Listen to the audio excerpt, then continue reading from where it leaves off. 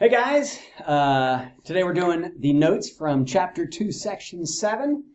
The objective today is to interpret the I don't like that color. Interpret the characteristics of a linear situation within the context of the problem. So what we're really going to focus on here is, what does the slope mean in a particular problem? What does the y-intercept mean? And what does the x-intercept mean? Those are the three characteristics of a graph that are really important at the moment. The slope, the x-intercept, and the y-intercept. So last section, we looked at taking linear situations, and writing equations for them. So now we want to look at the key characteristics of a linear situation. That would be the slope, right? The y-intercept and the x-intercept. And we want to interpret what they mean in the context of the problem that they are in. So can you talk intelligently using mathematics about a real problem? That's what we're going to look at today. Let me tell you about these three things that you need to know. So the slope, in the context of any problem. Do you know what the slope actually measures? You should from yesterday. I hope you do. It measures the rate at which the y value, whatever's on the y-axis, is going up or down. Whatever's being measured on the y-axis, the slope measures how fast it's going up or down. The units. So slope does not actually have units, but rate does have units. And since the rate and the slope are the same thing, you need to know this. The units on the rate would always be the y units per the x units, right? So let me give you a quick example of that. If I had a cool graph here, and on my graph, this was measuring maybe hours on the x-axis, and maybe this is measuring dollars on the y-axis, and my graph looks something like this. And that graph has a slope of 5. What that tells you is the rate equals $5 per hour. It's a terrible dollars, isn't it? $5 per hour.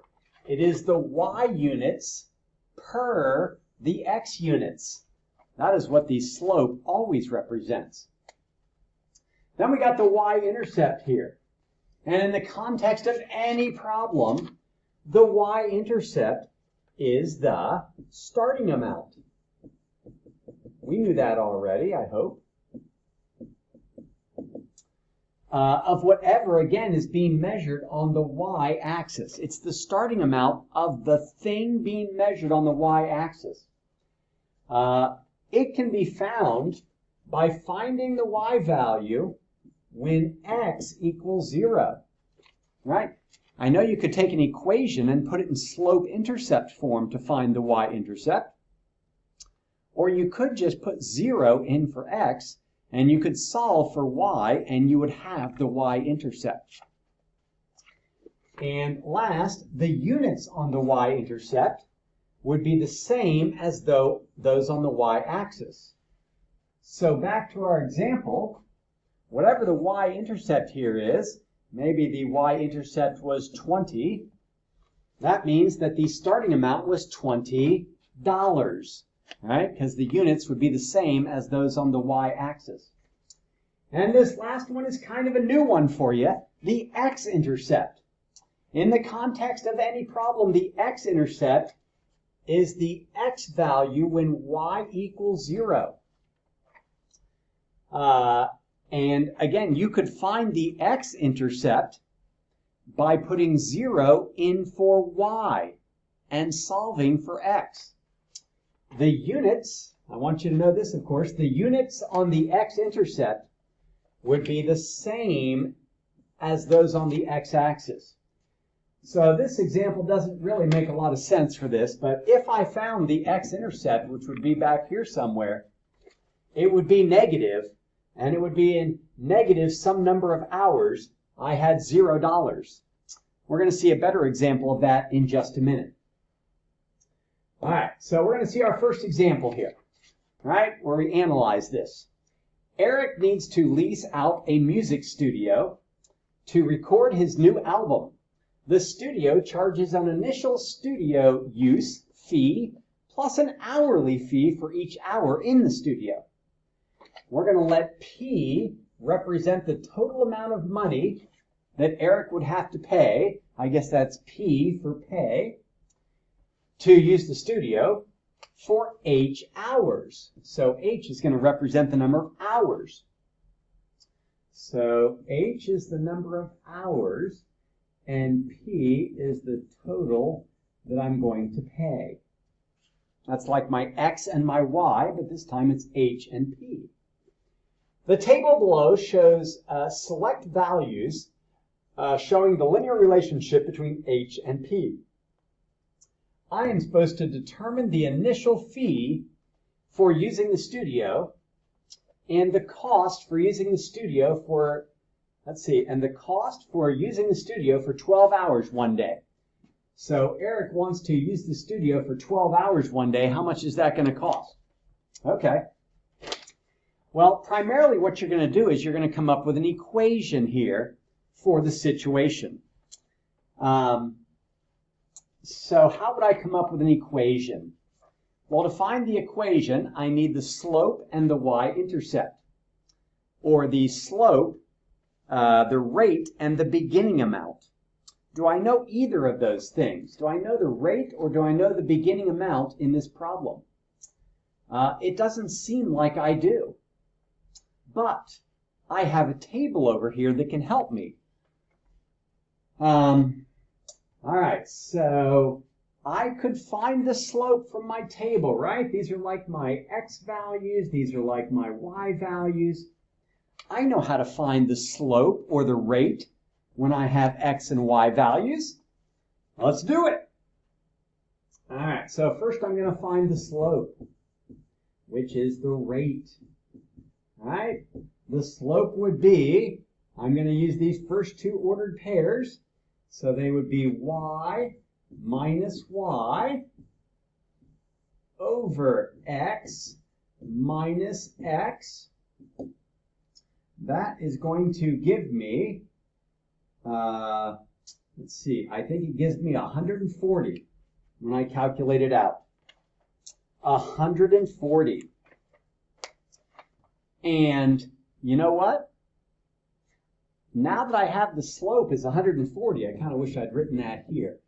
Now that I have the slope is 140, I could go ahead and write the equation. Because a day or two ago, you guys learned how to take the slope and take one point on the line and write an equation in point-slope form. The equation here would be y minus the y value equals the slope times x minus the x value. That is the equation for this line. Now, I used x and y. I guess I should have used h and p, and I'll change it to that in a minute. First, let's get it in slope-intercept form. So this would be y minus 820, and I would distribute the 140. 140 times x is 140x, and 140 times 3 is 420. And then I could add 820 to both sides, and I would have my equation. Y equals 140x plus, what is negative 420 plus 820? I think that's 400. And I now have the equation for the situation, right? Now, I kind of wish I had written the equation in using the variables I was supposed to, and I will do that in just a minute. So what is the y-intercept? If I were to graph this, what would the y-intercept be? You guys know? Well, of course you know. The y-intercept would be this number right here. It would be 400, right? And so the first thing they wanted me to find here, watch how I can use the y-intercept. They wanted me to determine the initial fee for using the studio. They wanted me to find the starting amount. And we know that the y-intercept is the starting amount. So I can write my answer for that. So $400 is the initial fee. And I had trouble spelling the word initial there. All right. Finding the y-intercept gave me the starting amount, or the initial fee for the studio. Okay, the rest of this, they want me to calculate how much it's going to cost for him to get the studio for 12 hours. So to do that, I'm going to need the equation I wrote. And I'm going to do that over here, and I'm going to change the variables. So let's see. The y variable is actually p. And this would be p equals $400, the starting amount, plus $140 per hour. And I'm putting that in for x, right? I'm putting the h in for x. And I want the studio for 12 hours. So the amount I'm going to have to pay will be 400 plus 140 times 12. I'm just substituting 12 in for the number of hours I want the studio. And when I do 400 plus 140 times 12, I get 2,080. So if I move this guy out of the way, oh, I don't know what I've done there. Well, I hope that didn't hurt anything. I can now answer this question. The cost for 8 hours is $2,080. And again, I used the equation that I figured out from the table for this situation to get how much it would cost for 12 hours. All right, that's a lot of math in that example, wasn't there? A ton of math. But what it really all came down to was, once you get the equation for a situation, you can figure out almost anything. You really can. Getting the equation is the key. This is our last example, so hang in there. All right, this time I'm going to interpret all three things: the slope, the y-intercept, and the x-intercept for a situation. Let me move my my picture-in-picture back down here. Ugh, it's struggling. Hopefully it'll stop blinking. All right.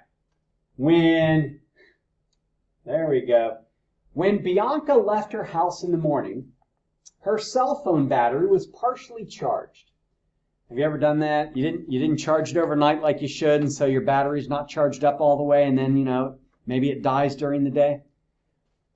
The charge remaining in Bianca's battery as a percentage can be modeled by the equation B equals negative 5h plus 40, where h is the number of hours since Bianca left her house. All right, so B must be her battery charge, right? This is the percent of battery. Or, if I was going to make a little graph of this situation, my graph might look something like this. This is my hours since I left the house. the h-axis, which is like x, and this is the percent of battery I have left. And apparently, this would be like B, and apparently I started at 40%, but it's going down, isn't it? My graph would look something like this. It must have a negative slope. Well, we know it has a negative slope, right? It's got a negative slope because of -5. All right, so it's asking what is the slope and what is its interpretation in the context of the problem? Well, we know that this is the slope. But the slope refers to the graph. When we want to interpret this in the problem, we want to describe what the rate means in the problem. So, of course, I know that the slope is -5, but that means that the rate is -5. Now remember,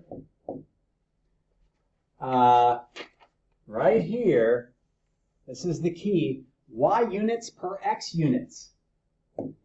What does a rate of -5 mean? It's -5, the y units are percent over here, the percent of the battery remaining, the x units are hours. So it's -5% per hour.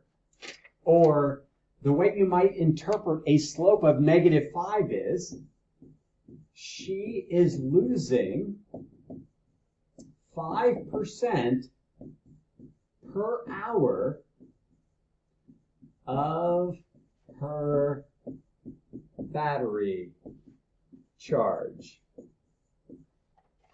I have interpreted what the slope of -5 means in this problem. It means she is losing 5% per hour. Again, I can't stress this enough. I really can't. The slope is y units percent per x units.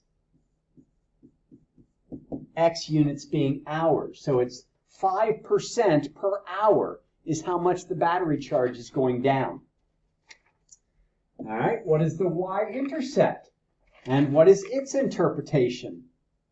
Well, we know that this is the y-intercept. And we know that the y-intercept is the starting amount, right?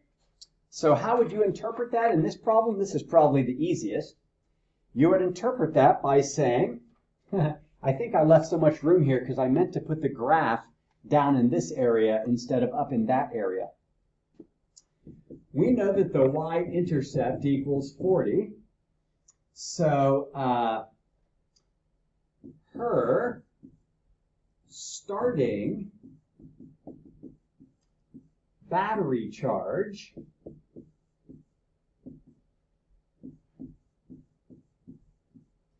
was 40%.